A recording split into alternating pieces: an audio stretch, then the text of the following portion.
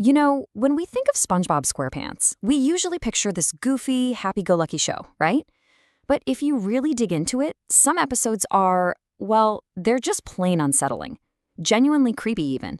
So today, let's peel back that sunny yellow exterior and dive into the surprisingly dark waters of Bikini Bottom. So, was it always just a simple kids' show? You know, all about fry cooking and jellyfishing with your best pal? Or was it actually something much, much weirder? A kind of dark masterpiece hiding just beneath the surface? Well, that's what we're going to find out. We're counting down the most unsettling episodes that prove SpongeBob was way more than just kid stuff.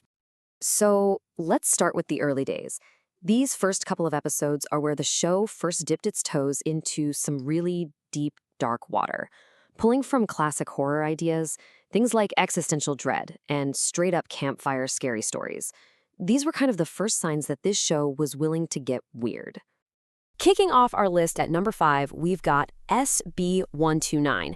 Now, this one's from all the way back in season 1, and it takes a really simple idea and just spirals it into a full-blown, terrifying trip through time itself.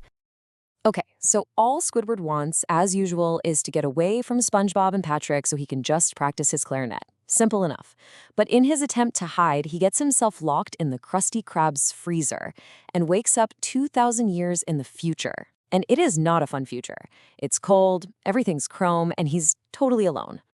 But the real horror, it hits when he tries to escape that future and ends up, well, literally nowhere.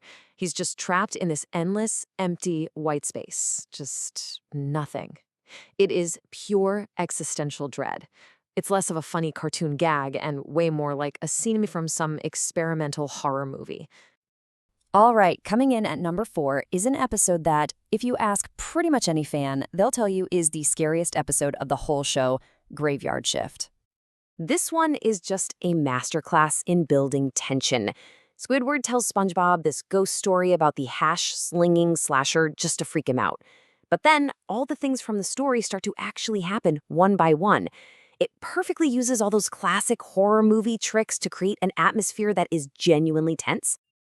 And then, just when you think it's all just a big misunderstanding, the lights flicker one last time, and it's Nosferatu. Yep, the vampire from that old 1922 silent film. There is zero explanation. And that pure random weirdness is what makes the ending so brilliantly creepy. It just sticks with you. But see, the show didn't just stick with jump scares and old school monsters. As it went on, the horror got way more psychological. It moved into that scary territory where the real monster is the one inside your own head. Which brings us to number 3. I Had an Accident. This one starts out pretty funny, with SpongeBob breaking his butt. But the way he reacts to it sends the whole episode into a much, much darker place. He becomes so terrified of getting hurt again that he decides to become a total shut-in. He refuses to leave his house, ever. He basically develops a severe case of agoraphobia. And for a kid's show, that's a surprisingly raw look at how trauma can just lead to complete self-isolation. And oh, this is where it gets really strange. To deal with being so alone, SpongeBob doesn't just start talking to himself. No. He makes some new friends. Right there inside his pineapple. It's honestly so unnerving to watch. He creates this whole social circle with a potato chip named Chip, a penny named Penny, and a used napkin.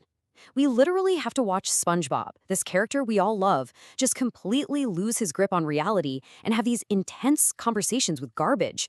It's a lot. Okay, our number 2 pick, Clarinetland, feels less like an actual episode and way more like some kind of bizarre, anxious fever dream. So Squidward puts his clarinet in a locker for safekeeping, and when he goes inside to check on it, he finds himself in this whole other world. But this place isn't magical, it's off. It's full of these giant, creepy, floating clarinets, silent, eagle-headed guardians. The whole vibe is just designed to make you uncomfortable. It's surrealism used not for a laugh, but to create this deep, creeping anxiety. And now, we've arrived at number 1. This episode takes all those creepy themes we've been talking about, the isolation, the psychological breakdown, the dread, and it rolls them all into what is, without a doubt, the single creepiest story the show ever told. And that episode is gone. Honestly, the title tells you everything you need to know. The idea behind it is so simple, and that's what makes it so terrifying. SpongeBob just wakes up one day and everyone in Bikini Bottom is gone. Patrick, Squidward, Mr. Krabs vanish. He is completely, utterly alone. At first, it's kind of a party for him. He gets the whole town to himself. But you watch his mind just unravel with chilling accuracy. That joy turns to loneliness, which turns to pure desperation, until finally he snaps. He builds these life-sized boat puppets of his friends and starts having these really disturbing one-sided chats with them. But what really makes this episode a masterpiece of horror is the atmosphere. The animators use these long, silent shots of a totally empty Bikini Bottom. All the usual cheerful music is gone, and it's replaced by this eerie, dead quiet that just makes his isolation feel so much bigger. It really plays out less like a cartoon and more like a short psychological horror film. So when you really look back at it all, from the empty voids of space to a total mental breakdown over a broken butt, it becomes so clear that SpongeBob was never just a simple kids' show. It was always willing to go to these dark, strange, and genuinely unsettling places. And I guess that leaves us with one last question to think about. Why do these creepy moments stick with us so much, even years later? Maybe they show us that the best stories for kids aren't always the ones that hide from scary things, but the ones that actually teach us how to face them, even if that lesson happens to come from a talking sea sponge.